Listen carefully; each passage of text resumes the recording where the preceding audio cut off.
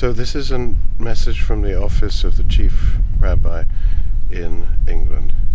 Message for the 70th anniversary of the first transport of women to Auschwitz. Even today, 67 years on from its liberation, it's impossible to walk through the gates of Auschwitz with their mocking inscription, Arbeit macht frei, without feeling that you've entered the gates of hell. The Holocaust was one of the darkest moments in Jewish history.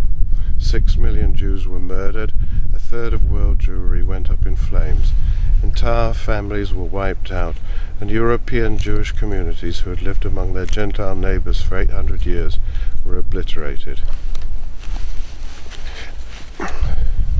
And yet out of this hell, stories of extraordinary survival emerged that have been sources of inspiration ever since.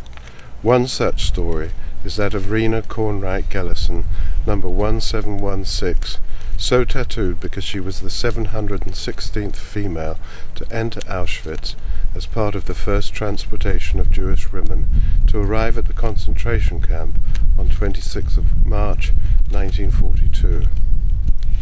On this, the 70th anniversary of that first transport of women to Auschwitz, we remember her as we remember all the women, men and children who perished at the hands of the Nazis.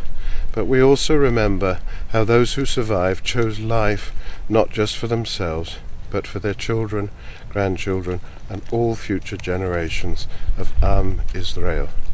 Jonathan Sachs, March 2012. I just ripped part of it. It's lovely. Oh.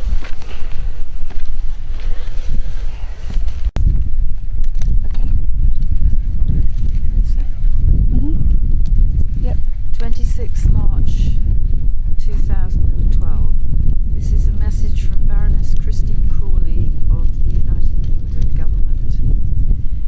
It is our duty to find some words, however inadequate, to mark this, the 70th anniversary of the first and second transport of women to Auschwitz.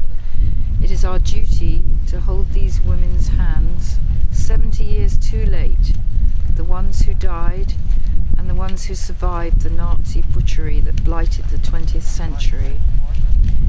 Reading their names from the partial list of the transports in March 1942, I cannot help but think of them as children, hearing their mothers and fathers calling those names in the small domestic scenes that make a child feel safe.